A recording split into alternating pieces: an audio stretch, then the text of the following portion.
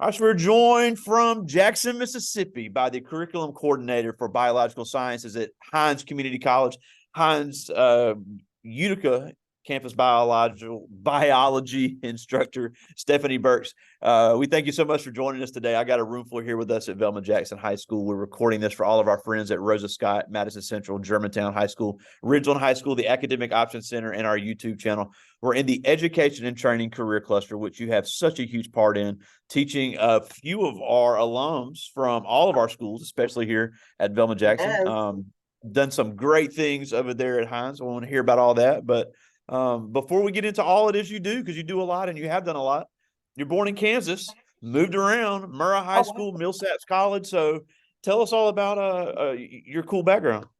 You're telling all my business. Hi, good morning, everybody, and thanks so much. I am Stephanie Burks, and as he said, I am the curriculum coordinator for biological sciences for all of Hinds Community College. And so what that means is just what it says. All of the curriculum or any type of educational stances that happen on the part of biology and nutrition, I help coordinate. And so I work with a great group of faculty members at Hinds Community College to make sure that what we offer biology-wise, nutrition-wise, education-wise, curriculum-wise is top-notch. I am also the chair of natural sciences on the Utica campus of Hinds Community College as well. And as he said, I was born in Kansas. I'm an Army brat. And so my mom was in the Army for 16 years, so we moved around a lot. I've lived in Germany, I've lived in Fort Hood, but Mississippi is home. And so I came back home when I was about 12, ended up at St. Joseph, then St. Andrews, then Chastain, then Murrah, then Millsaps, and then I did my graduate work at UMMC. I've taught a couple of places, but Hinds is now my home. So it is an absolute pleasure to be here today. I do want to apologize. I left my information on my other computer, so it's just me and talking, and that's fine too. So yeah, absolutely. I'm happy to be here. Yeah, and when it comes to biology at a community college, because we really encourage all students to look at a community college, whether it's Hinds or another one, because not only of the rising cost of college, but because of the small class sizes at the community colleges.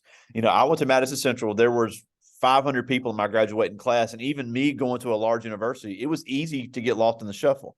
At a community college, it eases you into that transition.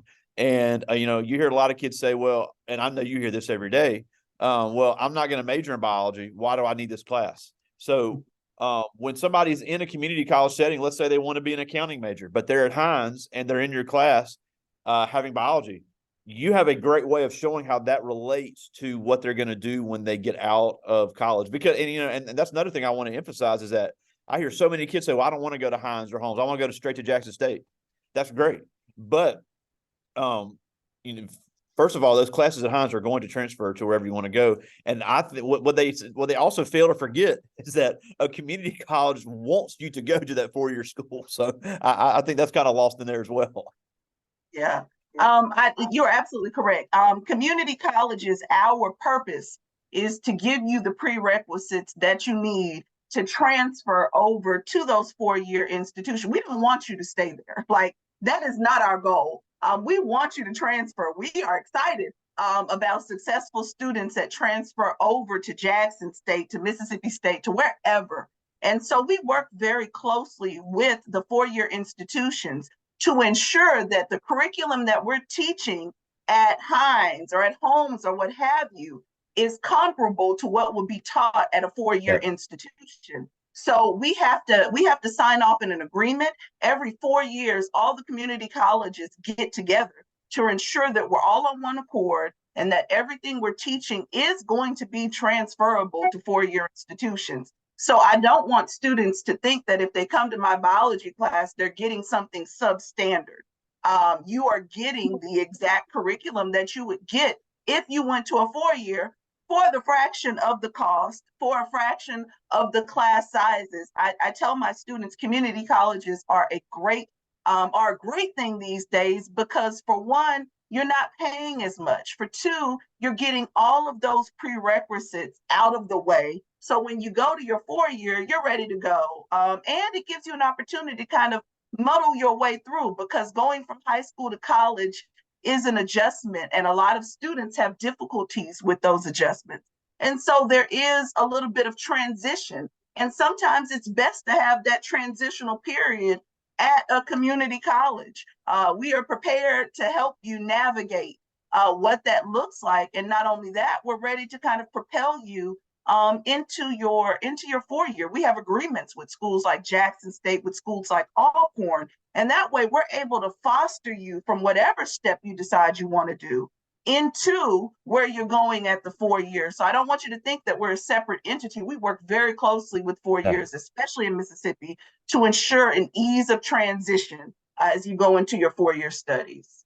Yeah, and especially like coming from a school like Velma Jackson, where we have very small classes. You've had several of our alums, and I they have have said, several of your alums now. yeah, and you've got some there now. I You do. got Casey Jones and Jeremiah Harris, two. Jeremiah Harris.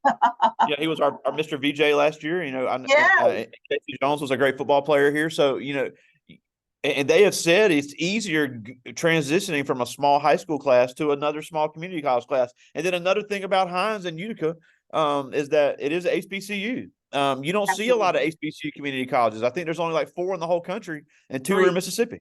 Absolutely. Absolutely. So, so our campus, the Utica campus, is designated as an HBCU, which affords us a lot of different opportunities that might not be held in other community colleges. Casey Jones, Jeremiah Harris are both my students now. They are doing well. They were both on the homecoming court going into this year. So there is an opportunity for you to succeed and have those HBCU experiences, especially at the Utica campus. We had homecoming, we had a parade, we took over downtown Utica. So there is a family that happens here, not only with the campus, but with the community as well, which is extremely special. There are a lot of programs that we have here as a part of our HBCU funding.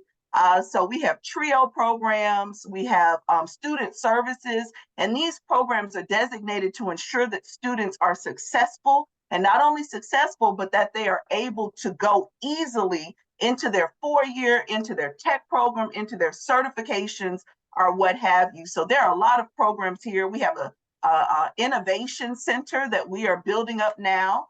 We actually just got awarded a $2 million STEM grant as well. So if there are any students who are interested in pursuing STEM fields, that particular grant allows us to cover your educational experiences while you are at Hinds Utica campus. And we are a residential campus as well. So we pay for your rooming, pay for your books. If you have some internships, we ensure your success. And we have been refunded for that for $2 million. So that is about to start moving too. So there are very lot of opportunities, many opportunities that are going to be available for our students on our campus, on the Utica campus. Yeah, and it just built a new dorm as well. So the new dorm is underway, yeah, yes. Yeah. And it's not quite ready yet. Yeah. No, it is not quite ready yet. So yeah, it's going to be, I think it's fall 25, maybe. I don't want to lie, but it's very soon. And we are also in the process of renovating our science labs as well. So those hopefully will be done next year. So there are a lot of renovations going on our campuses to ensure that our students have a top-notch experience that is comparable to anywhere. Yeah. Now, another thing I really wanted to hit on too, and I mentioned this briefly a minute ago, is that, we have some kids, I have all 9 creditors here with me now, and some kids are still, they're still on the fence about things they want to do when they graduate, which is perfectly normal. But they're like, I want to go to college. I think I want to go to college, but I don't think I could be able to handle a biology class. I'm not interested in science after high school. But you do a great job of showing how it relates to so many fields. So talk about how your biology that you have non-biology majors, but you have in a biology class that'll be a prereq for a degree. How does that translate into other disciplines? One of the things I tell my students is science is you, biology is you, as you're living and breathing and existing, biology is you. And so I don't try to make my students into scientists, but what I do want to do is make sure that you are critical thinkers and contributors to the society. And so it's been kind of easily, unfortunately, with the advent of the pandemic, uh, more people got a little bit invested in science. And so it's been kind of easy there. But I have students in my courses who are early education majors, and we can talk about the development of the brain in children, right? We can talk about obesity, we can talk about depression, because all of those have biological underlinings that need to be explored and explained. I have a lot of students who want to go into social sciences. And in that case, we can talk about epigenetics, right? And we can talk about how the physical experiences of a race of people really affects what happens in their DNA. We can talk Absolutely. about how you absolutely are what you eat, and how in certain communities there are lack of food and lacks of healthcare, lack of healthy foods that affect us physically. And so all of us have a family member who is diabetic. All of us have a family member who doesn't know they have high blood pressure yet. All of us are going to be unfortunately affected by cancer in one way, shape, form, or another. Yeah. And so those types of things affect us as a people. And so that's biology. Food sciences, the foods we eat, that is biology. Even I try not to talk about accounting too much because numbers aren't my thing, but you can actually talk about the vaccination numbers, the lack of people getting vaccinations, the way that we determine how we have herd immunity and what that means, and all of those are numbers. So I might not be able to make you into a scientist. That is not what I'm trying to do. But I do want you to be able to see things on Facebook that talk about certain things and know that it's a load of crap, and be able to decipher between the things that are scientifically reputable and things that are just social media pushes. And those are two entirely different things. And when the pandemic happened, there was a lot of that happening. People were injecting bleach in their arms and doing all these crazy things. And it's a real thing. And so we as citizens need to understand and trust the people who have been trained to do the science. And so that comes with being educated on what scientists are doing every day. And I really do try to make that happen for my students. Yeah, and another big bridge, and I know you have a hand in this as well, is the bridge between biology and STEM. Because now we with the growth of health informatics, you're seeing more and more unconscious bias in. And again, it's not that the people doing it are evil or not that they're racist, Absolutely. but if they don't have, if you don't have people with some biology knowledge making these programs for AI and health Yes. informatics, races and genders are going to get Yes. missed when it comes to diagnosis in hospitals. It's been Absolutely. proven, and it's something I was not aware of until recently. Yes. So that's Yes. why when you go to college or when you go to community college and you're in this biology class, it can give you some basic scientific knowledge that can be very useful in other fields. Yeah, absolutely. AI is AI is wonderful, but it is also something that we all have to kind of be trained and taught on. And there was absolutely a study where they did show the underlying biases that exist in AI, and it is something that we unconscionably do on one end of the spectrum or another. And so one of the things that has happened is me and our English instructor, we actually developed a course in bioethics. And so, for those of you that aren't familiar with bioethics especially deals with the way that we treat people in medicine and in healthcare and things of that nature. And so, within that course, we just started last semester, but because AI is such a big thing, we're incorporating it into this semester.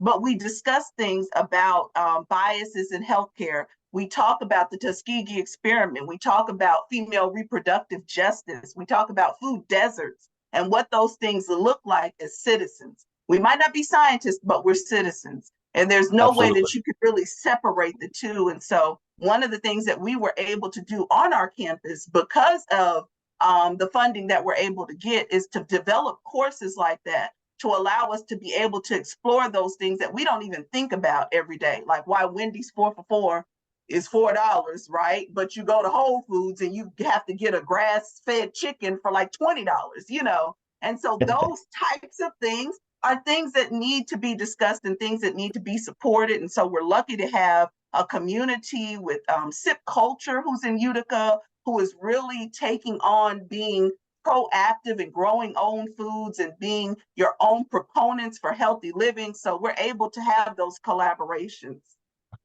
Yeah. Now, before I get to the students' questions, we got to talk about your great STEM program that you're very proud of. That Yes. y'all traveled all over the country, and I think it's important, because I've also heard kids say, well, at the community college, I won't have these opportunities to do certain student organizations. That's not true. Hinds has some incredible student organizations. Obviously, the Phi Theta Kappa is the one that can Yes. get you big time money, but your program also has scholarship opportunities and some incredible resume building that they can do right there at Hinds. Absolutely. So on our campus specifically, yes, we have every campus has a Phi Theta Kappa. And so we have our Alpha Beta Xi chapter on this campus. And we have some phenomenal students that have been 5.5 star scholars with Phi Theta Kappa with our STEM program. Our STEM program has been around for a long time. And so one of the things with the STEM program is we encourage students to be able to do internships. And so we encourage those internships in the community college level when if a student went to a 4-year, they might not be able to even know about those internships until they're juniors or seniors, right? And so in our STEM program, we have had students as freshmen go work with the Department of Defense.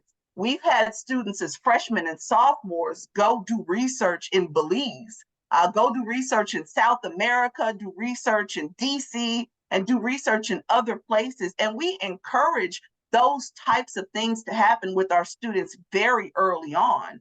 We also have a partnership with NASA called the NASA Community College Aerospace Scholars Program. And that particular program introduces our students to what's available at NASA. Successful completion of that program will possibly lead them to internships. We've had 5 NASA internships with our student population on the Utica campus, just since we started doing that a couple of years ago, and we're still doing that now. We are building internships. We want our students to have that exposure because that exposure is how you figure out what you want to do. And one of the things about the community college is you can come talk to Ms. Burks and be like, Ms. Burks, I really like healthcare. I just don't know what I want to do with it. Or I kind of like science, but I don't like biology. Well, how do you feel about chemistry? How do you feel about computer science? And so we have all of these different faculty members who are encouraging our students to really find their pathway, not put them on a pathway, but find their pathway. And we support that. Yeah, and even though you're a biology person, you recognize the changing trends of employment and the changing trends in technology that is going to be needed for these students. And a lot of these STEM jobs that you are introducing these kids to, they could do with just an associate's, or one of the career tech programs there at Hinds, and they can do the career tech program and take your class and maybe one other one and get the associates. Yeah. And they're looking at jumping into the 6 figures within 5-6 years in these, and they never went to a 4-year college. So I think that is very important for everybody to start getting options. I never tell kids where to go to school. I never tell them what to do, but having options available to know that if you want to get into this, there's more than one way to get there. Absolutely. And I think Hinds and as well as the other community colleges do a great job of that. And God, that's such a cool program you have. But I got some good questions here. These are all 9th graders. All right, 9th graders. Yeah. I don't have a name on this. Let me come back to this. Whose is this one? Here's one. I like this one. This is Kyman Dawson. And he asks, can you describe the best biology lesson you have ever delivered? Wow.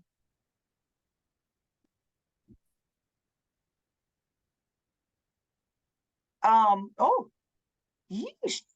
Okay. So the best biology lesson I have delivered, the one that I think I've enjoyed the most, is actually something that is ongoing. I am very big, I believe, in epigenetics. I believe in our life experiences kind of determining our DNA. And that's something that I'm an advocate about. But What I'm Yeah. working on now is I don't know if anybody's ever heard the term big boned, right? And so right, I say it all the time. I'm not big, I'm big boned. And so one of the things that I think we have to realize is that there are some physical characteristics that occur among races of people that have encouraged their survival. And so I don't think a lot of times, I think a lot of times we look over that. And so one of the things that I'm working on now, which I'm very excited on, is the differences that occur between the body structures, the biological structures between Black women and white women, and what that looks like in the physicality and what that looks like in the way that society treats us. And so when we talk about being big boned, Black women have been shown to have heavier skeletal structures, right? And how that guides the incidences of osteoporosis, which is a degenerative bone disease as women get older. And so Black women statistically don't have it as much as white women do. And that has part to do with it. And so one of the things I'm looking into now is developing a curriculum around those things. Because when we really acknowledge our differences, we're able to move forward from that and what that historically has looked like. So that is something I'm excited about now. I love the liver.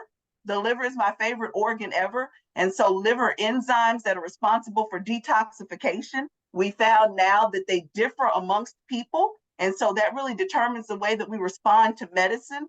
And so those are two things for certain that I am excited about developing presentations for. I love everything I teach, but those are two that I'm really excited about working toward. That's awesome. This is Jordan Job, and he asked, how did you become interested in science and what made you want to teach it? So I became interested in science. My mom was a biology major at Jackson State. I was a nosy child. I was an only child with a mother who was in the military, so I was always left to my own devices. My mom always supported my inquiry, and that's all science is. Science is nothing but answering and finding an answer to a question. I don't want students to think that just because they're not in the lab, they're not doing science. Science, by definition, finding an answer to a question. And so I had a mother that supported that. I did a lot of digging in dirt. I did a lot of bringing things to my mother's house, and she did not freak out. And so that always gave me a real interest in science. I actually was interested in a lot of things. But when I went to Murrah High School, yay, Murrah, Murrah High School had a program and still has a program called the Base Pair Program. And so Yeah. the Base Pair Program is a program, it was my sixth and seventh period of high school. I would go across the street, and this is my junior and senior year to UMMC.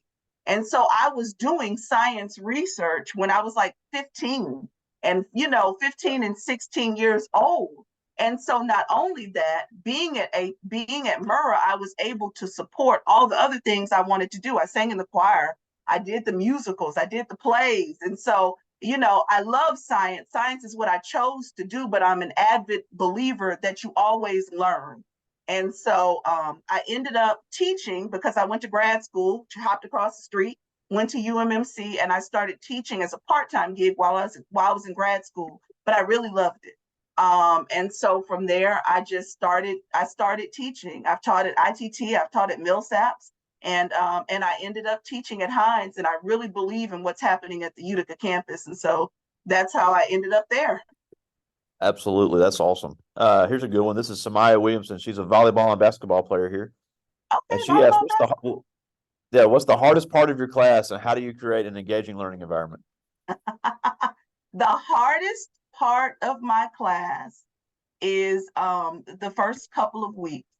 The first couple of weeks, I am very honest with my students about what they will experience in my class.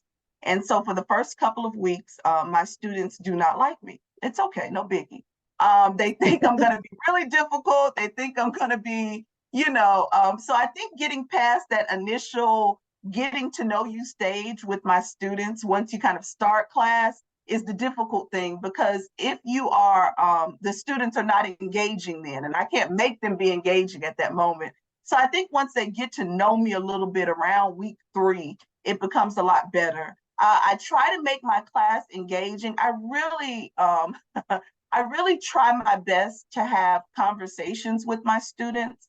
But I will tell you, students, it is difficult to for instructors to initiate an engaging classroom without students who are going to engage, or without students who are not prepared for class. And so it's a two-way street. I try my best to do my part. I try my best to really actively have conversations with my students. But if my students have not prepared, then it makes it difficult. I do try to start off the day, especially with my non-majors, with some type of current thing that has happened either on the news or something on social media: alkaline water, alkaline diet, detoxification, detox teas, whatever. And we talk about that. And we tie it into the biology and stuff like that. So I try my best to do it that way. But what I find is hands-on is what students like the most. So yeah. All right, I just got two more. This is Kelsey Burrell, and she asked, Okay. why is asking questions so important when it comes to biology? Man, because that's what biology is. So biology is literally the process of science. Is you observe something, right? And you wonder why it happened the way it happened. And that literally is asking questions. Asking questions is how you go about figuring out the answer to so many things. And so when I say asking questions, it's just wondering why it's happening the way it's happening, and being engaged enough in that phenomenon to do the research on why it's happening the way it's happening. And so I tell my students all the time, when you ask a question and you wonder about something, don't just leave it there. I think I have a little bit of ADD, so I get stuck on stuff a lot, but it's not necessarily a bad thing. I'm a big repository of random information because of that. But that really is what it is. And we need more students that are not just going to go with the flow. You can't go with the flow. I'm never offended when students ask me questions or challenge what I'm saying, because that gives us an opportunity to have a learning experience. And that's what learning is. So don't be afraid to ask the questions in class. Don't be afraid to raise your hand, because I guarantee you're not the only one with the question. Don't be afraid Thank, to ask for clarification, because you're thank not you. the only one that missed it. Don't be afraid to tell your teacher to slow down talking, because we will. But it's a two-way street. You want to gauge as much information as you can, because that's what makes you a learner. And that's what we're on this earth for. We're not just on this earth to do rote stuff and make money, but we're on this earth to really contribute to society as a whole. And you can't do that without asking questions and finding answers. Awesome. Well, I got one more. This is Leah Smith, one of our volleyball players here. And she asked, have you reached the peak of your career? And if you had the opportunity, would you teach at a higher level? My students asked me this one day. I have not reached the peak of my career. Every day is a new day. I can't say that I wouldn't teach at a higher level, but I recognize that there are some things that I want to initiate and put in place on the community college level. What I need you all to understand is society as a whole is kind of tracking back around and figuring out what a diamond in the rough community colleges are. And so there Absolutely. are a lot of funding opportunities, a lot of internship opportunities that are coming back around to community colleges, because society and higher education and the workforce and what have you are learning what a wonderful population exists in the community college system. And so I might go to higher ed, I might, but I will tell you right now, there is booming interest in the community college student population and developing them to become contributors to society. So no, I have not reached the peak. Oh my gosh, I have so many things on my sticky notes on my walls that I'm ready to do. But if higher ed, if I felt like I could do more at higher ed than I'm doing at community college, I would. But as of right now, I don't see it. I see a lot happening right now for my community college students. Yeah, and people can say what they want about Mississippi, but I think Mississippi really gets it on the use of community colleges, and these scholarships available are just incredible to start your college career. And then, like we said, the Phi Theta Kappa, the student organizations at Hinds, Yes. you can really save yourself thousands and thousands of dollars by going the community college route. So again, I think it's important for people to understand all the options, but that is one of them out there. Now we're almost out of time, and I know you're busy as well. So we thank you so much for taking some time for us. But before we go, you grew up as a Black girl right here in the Jackson area, and yet you're over here just kicking butt over there at Hinds. So you grew up right here in this, similar circumstances, but yet you've become extremely successful. So even if somebody doesn't want to be a college professor, because obviously everybody's not going to, and Right. even if they don't want to be anything in science, because obviously everybody's not going to, what can they do to overcome the same obstacles when they face them that you faced? You have to work, and you have to realize that everything is not going to be handed to you, and you can't expect that either. You have to be the biggest cheerleader for yourself and realize that unfortunately in this world there might not be a lot of cheerleaders, so you really have to take responsibility for yourself, take responsibility for your success, take responsibility for your failures as well, and learn from them. I think every day is a day to get it right. And even if you get it wrong, there's a lesson learned. So don't be so hard on yourself. Don't compare your trek, your path to somebody else's. Recognize that the universe has made you exceedingly and abundantly separate from everybody else for a reason. And you are not meant to huddle in the background. You are meant to stand firm on your own, the way that the universe and God has made you. And so you don't compare yourselves to others, but you work the hardest to be the best you that you can be. Love it. Well, Stephanie Burks, Hinds Community College, thank you so much for fitting this in your schedule today.